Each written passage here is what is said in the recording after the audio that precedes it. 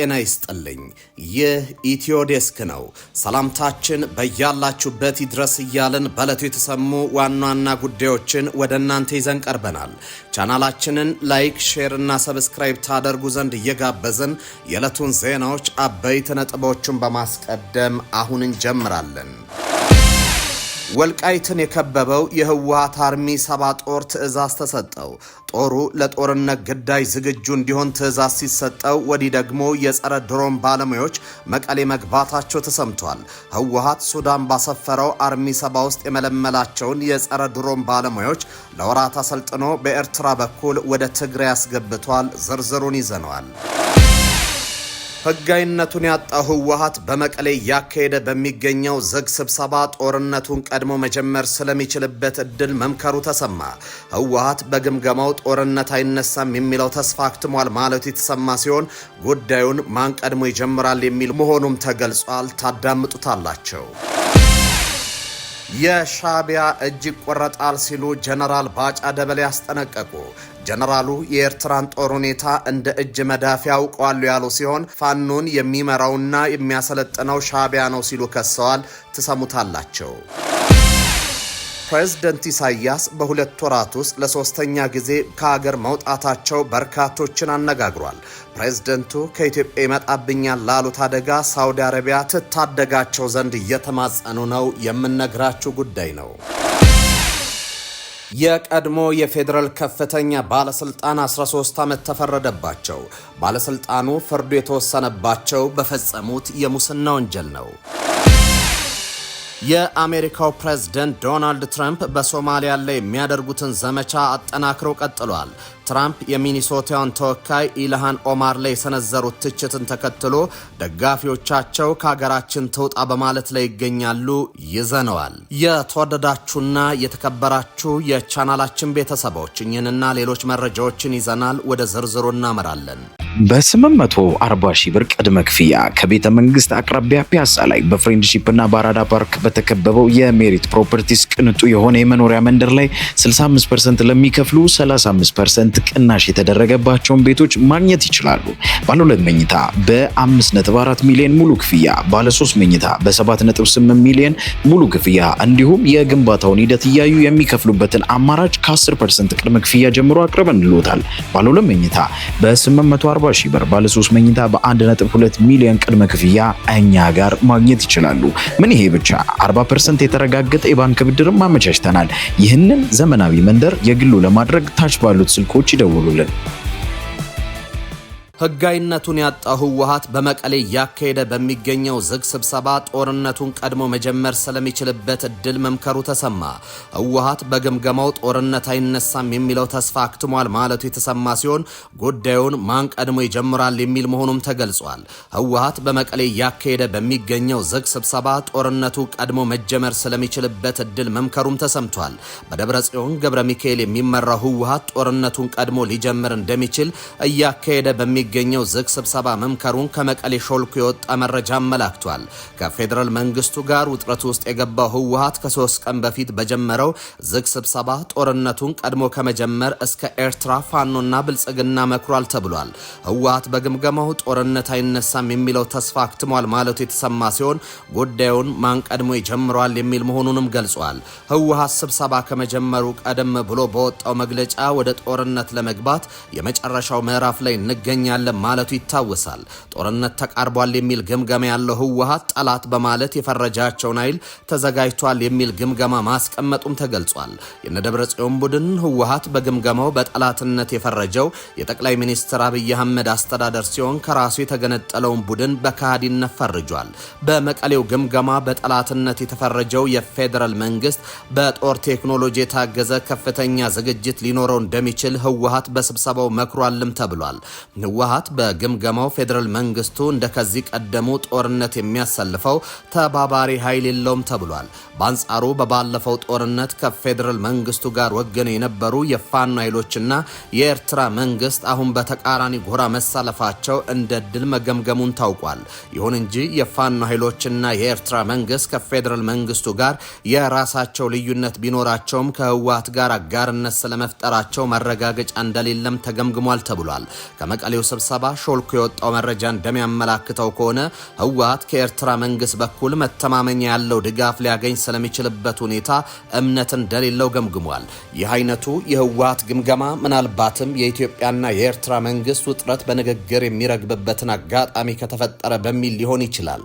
እንደ አሜሪካ ያሉ ሀገራት በኢትዮ ኤርትራ መካከል ጦርነት እንዳይቀሰቀስ እያሳሰቡ ሲሆን ወደ ንግግር እንዲገቡ ጫና እንደሚፈጥሩም ይጠበቃል። የኤርትራ መንግስት ከቀይ ባህር ጋር በተያያዘ ከኢትዮጵያ መንግስት በኩል የገባውን የመወጋት ስጋት የሚቀርፍ እድል ካገኘ ህወሓትን ከመደገፍ ሊቆጠብ እንደሚችል ይጠበቃል። በአንጻሩ በኢትዮጵያ መንግስት በኩል በኃይል አማራጭ አሰብን የመቆጣጠር አዝማሚያ ከቀጠለ ከህወሓት ጋር ተባብሮ መቀጠልን ሊመርጥ ይችላል። የመቀሌው የህወሓት ግምገማ ዛሬም የቀጠለ ሲሆን በተለይም ወደ ጦርነት የመግባትና ያለመግባት ጉዳይ ተጨባጭ አቅጣጫ ሊቀመጥለት እንደሚችል እየተገለጸ ነው። እንዲሁም ከሰሞኑ የከሸፈውን ጀነራል ታደሰ ወረደን ከስልጣን የማስወገድ እንቅስቃሴ በሌላ አማራጭ ለማስቀጠልም ህወሓት ውሳኔ ያሳልፋል ተብሎ ይጠበቃል። ባለፉት 2 ቀናት ግምገማ በራያና ጠለምት ባሉ በአወዛጋቢ አካባቢዎች የተሰማራው ኮማንድ ፖስት በጫና እንዲወጣ ለማድረግ አቅጣጫ ተቀምጧል።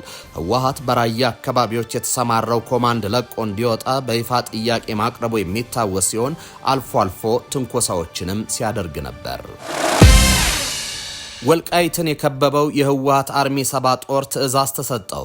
ጦሩ ለጦርነት ግዳጅ ዝግጁ እንዲሆን ትዕዛዝ ሲሰጠው ወዲህ ደግሞ የጸረ ድሮን ባለሙያዎች መቀሌ መግባታቸው ተሰምቷል። ህወሓት ሱዳን ባሰፈረው አርሚ 7 ውስጥ የመለመላቸውን የጸረ ድሮን ባለሙያዎች ለወራት አሰልጥኖ በኤርትራ በኩል ወደ ትግራይ አስገብቷል። ወልቃይት ጫፍ የሰፈረው የህወሓት አርሚ 7 ላይቀሬው ጦርነት ግዳጅ በተጠንቀቅ እንዲቆም መመሪያ ሲሰጠው፣ በሌላ በኩል የጸረ ድሮን ባለሙያዎች መቀሌ መግባታቸውም ተሰምቷል። ህወሓት ሱዳን ባሰፈረው አርሚ 7 ውስጥ የመለመላቸውን የጸረ ድሮን ባለሙያዎች ለወራት ተሰልጥኖ በኤርትራ በኩል ወደ ትግራይ ማስገባቱ እየተነገረ ነው። ሱዳን ከሰፈረው የህወሓት ጦር የተመለመሉ የጸረ ድሮን ባለሙያዎች ከወራት ስልጠና በኋላ ወደ ትግራይ መግባታቸው ተሰምቷል።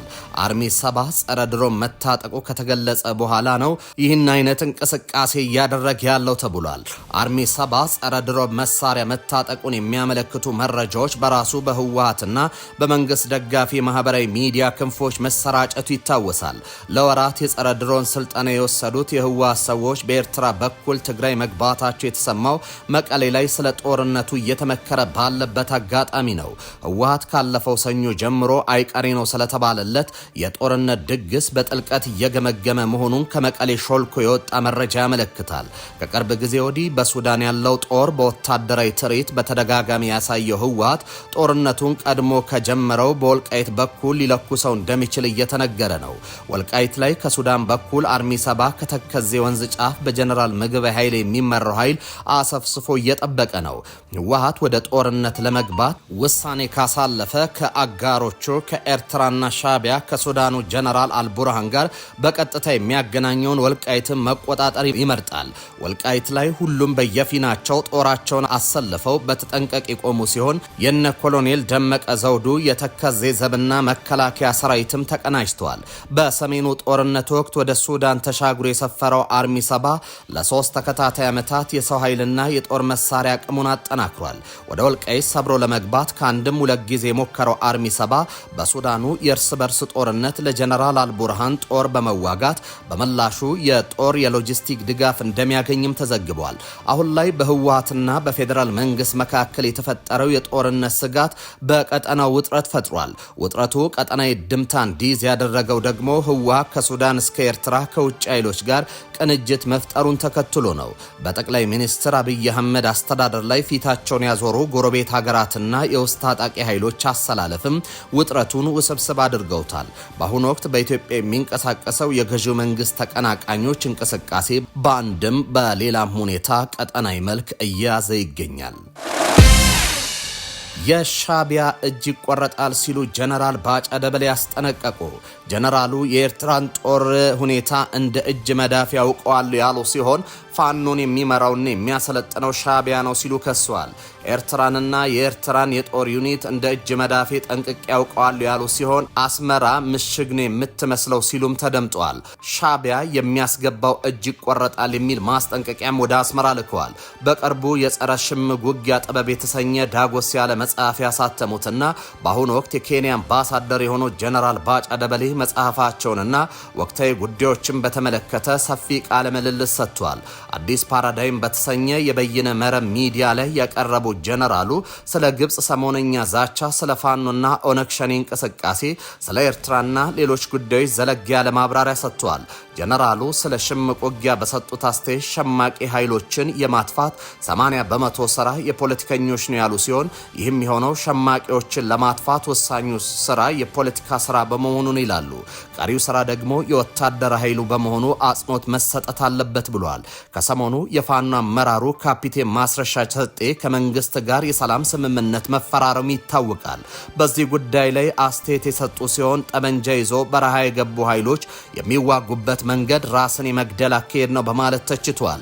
ውጊያ ዝም ብሎ የገና ሩር ጨዋታ አይደለም፣ ብቃት ይጠይቃል። ከውጭ ድጋፍ ለማግኘት ብቻ በሚዲያ እየመጡ ግፋ በለው ያዘው ተቆጣጠረው ይላሉ። ውጊያ ግን እንደዛ አይደለም ሲሉ ተችቷል። ፋኖም ሆነ ኦነግ ሸኔ ጠመንጃ ይዘው ድል እንደማያገኙ ተረድቷል ሲሉ የሚቀጥሉት ጀነራሉ ሁለቱ አማጺ ኃይሎች በግብጽና ኤርትራ ተላላኪነት ፈርጀዋል። ቀጥለውም በተለይ የፋኖ ታጣቂዎች ለምን እንደማይደራደሩ ምክንያት ያሉትን ጉዳይ አስቀምጠዋል። እነዚህ ኃይሎች መደራደር አይፈልጉም፣ ምክንያቱም የውጊያው ባለቤት እነሱ አይደሉም። እኔ እንደማውቀው ነጻ የማውጣት ትግል ባለቤት አገር ውስጥ አይደለም፣ የላካቸው ሌላ አካል ነው።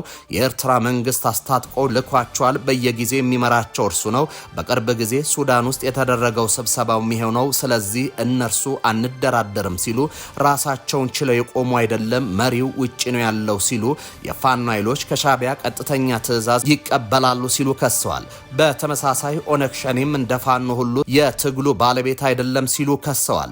በጦርነት አሸናፊ የሚባል የለም በማለት የሚቀጥሉት ጀነራሉ ፋኖ አሸንፎ አዲስ አበባን ቢቆጣጠር ሲሉ ሊሆን ይችላል ያሉትን ትንበያም አስቀምጧል። በጦርነት አሸናፊ የሚባል የለም።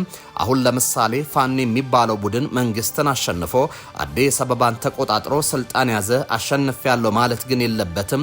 ነገ ሌላው እንደዚህ ይገጥመዋልና ይቀጥላል። ስለዚህ ይህ አዙሪት ነው። የሚያዋጣው ነገር ወደ ሰላምና ድርድር መምጣት ነው።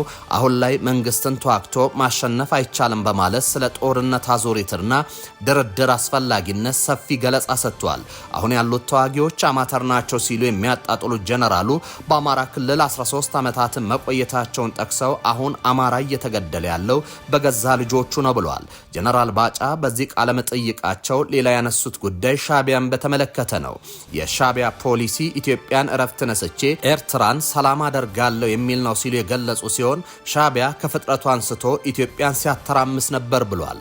ጀነራል ባጫ በዚህ ቃለ መጠይቃቸው ሌላ ያነሱት ጉዳይ ሻቢያን በተመለከተ ነው። የሻቢያ ፖሊሲ ኢትዮጵያን እረፍት ነስቼ ኤርትራን ሰላም አደርጋለሁ የሚል ነው ሲሉ የገለጹ ሲሆን ሻቢያ ከፍጥረቱ አንስቶ ኢትዮጵያን ሲያተራምስ ነበር ብሏል። አይደለም ኤርትራን ማንንም መከላከል እንችላለን። ሻቢያ በየቦታው እግሩንም እጁንም እያስገባ አንፈራቅጦ የሚያደርገው እንቅስቃሴ በየቦታው ተቆራርጦ ይቀራል። ይሄ ምንም ጥርጥር የለውም። ትርፉ ግን ኪሳራ ነው በማለት አስጠንቅቋል። ይህ አካሄዱን ተው መባል አለበት ብለዋልም። ህወሓት መልሶ በሚመዘገብበት ጉዳይ ላይ የጀመርነው ንግግር የለም ሲል ምርጫ ቦርድ ገለጸ።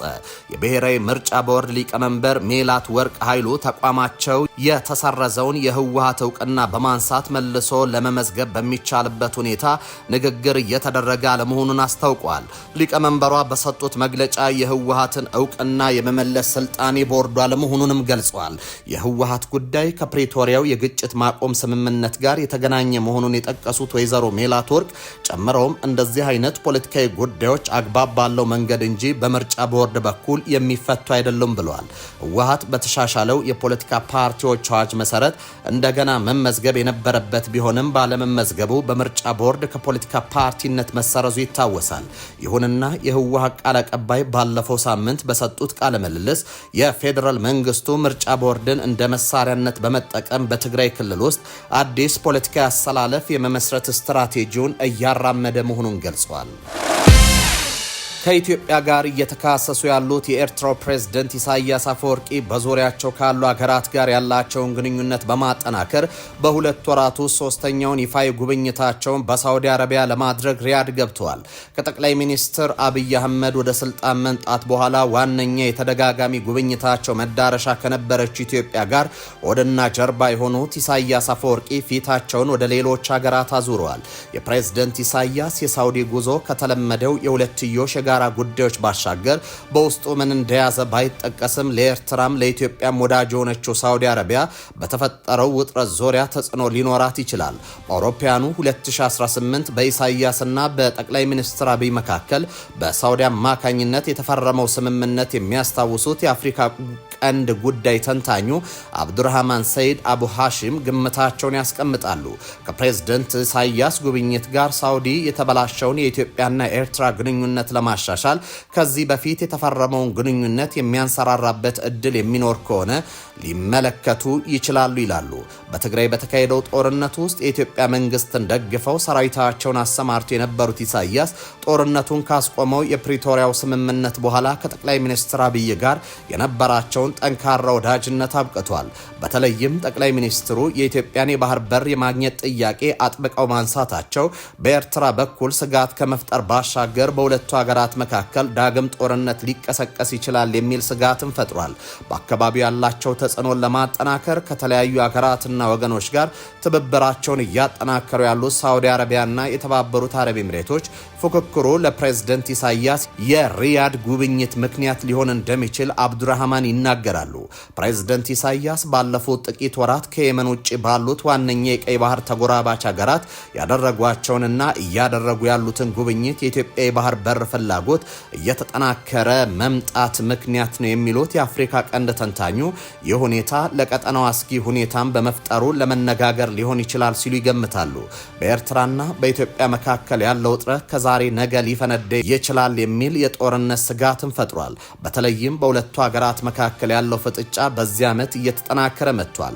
እምብዛም ለተደጋጋሚ ጉብኝት ከኤርትራ የመውጣት ልምድ የሌላቸው ፕሬዝዳንት ኢሳያስ አፈወርቂ ባለፉት ሁለት ወራት ውስጥ ግን 3 ጉብኝቶችን በቀይ ባህር ዙሪያ ባሉ ሀገራት ውስጥ አድርጓል። እነዚህ ሀገራትም ግብጽ፣ ሱዳንና ሳውዲ አረቢያ ሲሆኑ ሁሉም እንደ ኤርትራ ሁሉ በቀጥታም ሆነ በተዘዋዋሪ ኢትዮጵያ በቀይ ባህር በኩል ድርሻ እንዳይኖራት የሚፈልጉ ናቸው። እንዲሁም አገራቱ ተመሳሳይ አቋም የሚያንጸባርቀውን የቀይ ባህር ትብብር መድረክ አባላት ናቸው። በአገሪቱ የማስታወቂያ ሚኒስቴር በኩል በማህበራዊ ሚዲያዎች ላይ የሚተላለፉት መልእክቶች እንደሚያመለክቱት ሁሉም የፕሬዝዳንት ኢሳያስ ጉብኝቶች ተቀባይ አገራት መሪዎች ግብዣ እንደሆኑ ነው። በጉብኝቶቹም ከአገራቱ መሪዎች ከፍተኛ ባለስልጣናት ጋር ውይይት መደረጋቸውን በጥቅል ከመገለጹ ውጪ ዝርዝር ሁኔታ አልተገለጸም። የቀድሞ የፌዴራል ከፍተኛ ባለስልጣን 13 ዓመት ተፈረደባቸው። ባለስልጣኑ ፍርዱ የተወሰነባቸው በፈጸሙት የሙስና ወንጀል ነው። የኢትዮጵያ አደጋ ስጋት ስራ አመራር የቀድሞ ኮሚሽነር ምትኩ ካሳ በተከሰሱበት ከባድ የሙስና ወንጀል ጥፋተኛ ሆነው በመገኘታቸው በ13 ዓመት ጽኑ እስራት ተቀጥተዋል።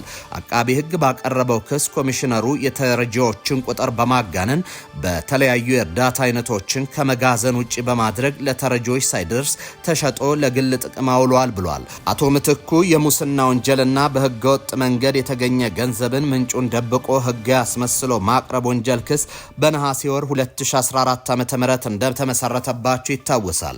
ምትኩ ኤልሻዳይ ሪሊፍ ኤንድ ዴቨሎፕመንት አሶሲዬሽን ዳይሬክተር የማነ ወልደማርያምና ከሌሎች ሰራተኞች ያልተገባ የጥቅም ግንኙነት መመሳጠራቸውም ተረጋግጧል ተብሏል።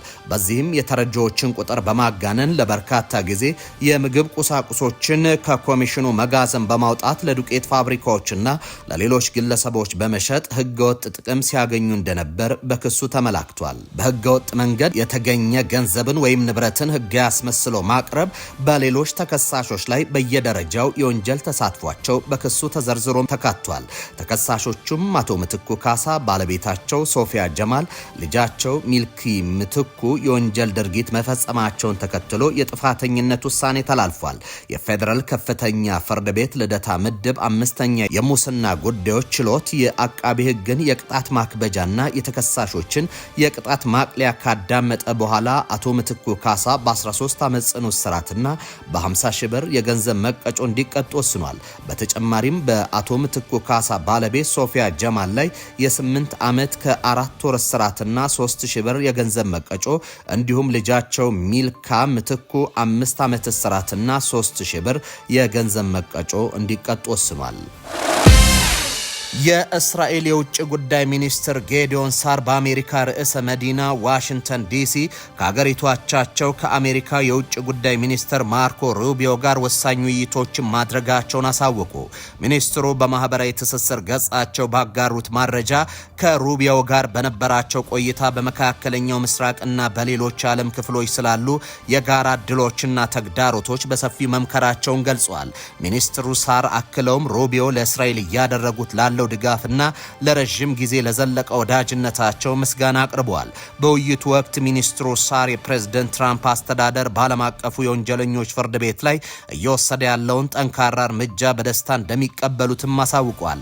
የአሜሪካ መንግስት ፍርድ ቤት በእስራኤል ጠቅላይ ሚኒስትር ቤንጃሚን ኔታንያሁና በሌሎች መሪዎች ላይ በጋዛ ጦርነት ምክንያት የጦር ወንጀል ፈጽመዋል በሚል የእስር ትዕዛዝ ለማውጣት መወሰኑን ተከትሎ በፍርድ ቤቱ ላይ ተደጋጋሚ ውግዘት ሲያሰማ ቆይቷል። ዋሽንግተን የፍርድ ቤቱን ውሳኔ መሰረት የለሽና አሜሪካንና አጋሮቿን የሚያነጣጥር ነው በሚል በአይሲሲ ዳኞች ላይ ማዕቀብ መጣሏ ይታወቃል። የአሜሪካው ፕሬዝዳንት ዶናልድ ትራምፕ ማክሰኞ ዕለት በፔንሲልቫኒያ ባደረጉት የድጋፍ ሰልፍ ላይ ትኩረታቸውን በሚኒሶታው ተወካይ ኢልሃን ኦማር ላይ በማድረግ የተከረረ ትችት ሰነዘሩ። ይህን ተከትሎ ደጋፊዎቻቸውን እንደ አውሮፓውያን አቆጣጠር በ2019 አሰምተውት የነበረውን ወደ ሀገሯ ትመለስ የሚለውን መፈክር ዳግም አሰምተዋል። ለኑሮ ውድነትና ለኢኮኖሚ ጉዳዮች መፍትሄ ለመስጠት ታቅዶ በተዘጋጀው በዚህ ሰልፍ ላይ ትራምፕ የኢኮኖሚ ጉዳዮችን ከስደተኞች ጉዳይ ጋር በማያያዝ ንግግር አድርገዋል። ፕሬዝደንቱ በንግግራቸው ኢልሃን ኦማርን ህገወጥ ሲሉ የጠሯት ሲሆን የለበሰችው የራስ ሸርፕ በማሾፍና ያልተረጋገጡ የግል ክሶችን በመሰንዘር አጥቅቷቸዋል። ትራምፕ ሲናገሩ ኢልሃን ኦማር የምትሰራውን ማማረር ብቻ ነው የመጣችው መንግስት ፓርላማና ፖሊስ ከሌለበት እርስ በርሱ ከሚገዳደሉበት ዓለም አስከፊ ከሚባለው ሀገር ሶማሊያ ነው። እዚህ መታ ግን እኛን ትወቅሳለች። ከዚህ ሀገር ልናስወጣት ይገባል ብሏል። ፕሬዝደንቱ አክለው ኢልሃን ወደ አሜሪካ ለመግባት ስትል ወንድሟን አግብታለች የሚል ከዚህ ቀደም የተስተባበለ ክስም በድጋሚ አንስተዋል። ትራምፕ ቀጥለውም ከዚህ ቀደም ተናግሬዋለሁ ብለው ክደውት የነበረውንና የአፍሪካ ሀገራትን የቆሻሻ ጉድጓድ በሚል ስድብ የጠሩበትን ንግግር በኩራት ደግመውታል። ለምን ከነዚህ ሀገራት ብቻ ስደተኞች እንቀበላለን? ለምን ከኖርዌይና ስዊድን አንቀበልም? ሲሉም ጠይቀዋል። ኢልሃን ኦማር ለትራምፕ ንግግር በኤክስ ገጿ ላይ ፈጣን ምላሽ ሰጥታለች። የትራምፕ በእኔ ላይ ያላቸው አባዜ ከመደበኛ ነገር የዘለለና እጅግ እንግዳ ነው። ሰውየው ከባድ እርዳታ ያስፈልጓል ያለችው ኢልሃን የሚናገረውን የኢኮኖሚ ፖሊሲ ስለሌለው የቆየ ዘረኝነት ውሸቱን ወደ መልቀቅ ተሸጋግሯል ብላለች። እሱ የሀገር ውርደት ነው ስትል አጽፋው መልሳለች። ኢልሃን ኦማር በሶማሊያ ሞቃዲሾ ተወልዳ በ8 ዓመቷ ከቤተሰቦቿ ጋር ኬንያ ወደሚገኘው ዳዳብ ስደተኛ መጠለያ የሸሸች ሲሆን በ1995 አሜሪካ ገብታለች። በ2000 ዓመተ ምህረት ማለትም በ17 ዓመቷ የአሜሪካ ዜግነትን ያገኘች ሲሆን እንደ አሜሪካ ሕግ ዜግነት ያገኘ ሰው በኢሚግሬሽን ሕግ ሊባረር አይችልም። ትራምፕ ግን ለ2026ቱ የአጋማሽ ዘመን ምርጫ የስደተኞች ጉዳይ እንደ ዋና አጀንዳ በመጠቀም ከሶስተኛው ዓለም ሀገራት የሚመጡ ስደተኞችን ለዘላቂ ጊዜ አግዳሉ የሚል ዘመቻ እያካሄዱ ነው። የተወደዳችሁ ተመልካቾቻችን ለሰዓቱ የነበሩን ዜናዎችን የነበሩ በያላችሁበት ሰናይ ጊዜ በ840 ሺህ ብር ቅድመ ክፍያ ከቤተ መንግስት አቅራቢያ ፒያሳ ላይ በፍሬንድሺፕ እና በአራዳ ፓርክ በተከበበው የሜሪት ፕሮፐርቲስ ቅንጡ የሆነ የመኖሪያ መንደር ላይ 65% ለሚከፍሉ 35% ቅናሽ የተደረገባቸውን ቤቶች ማግኘት ይችላሉ። ባለ 2 መኝታ በ5.4 ሚሊዮን ሙሉ ክፍያ፣ ባለ 3 መኝታ በ7.8 ሚሊዮን ሙሉ ክፍያ እንዲሁም የግንባታውን ሂደት እያዩ የሚከፍሉበትን አማራጭ ከ10% ቅድመ ክፍያ ጀምሮ አቅርበንልዎታል። ባለ 2 መኝታ በ840 ሺህ ብር፣ ባለ 3 መኝታ በ1.2 ሚሊዮን ቅድመ ክፍያ እኛ ጋር ማግኘት ይችላሉ። ምን ይሄ ብቻ 40% የተረጋገጠ የባንክ ብድርም አመቻችተናል። ይህንን ዘመናዊ መንደር የግሉ ለማድረግ ታች ባሉት ስልኮች ይደውሉልን።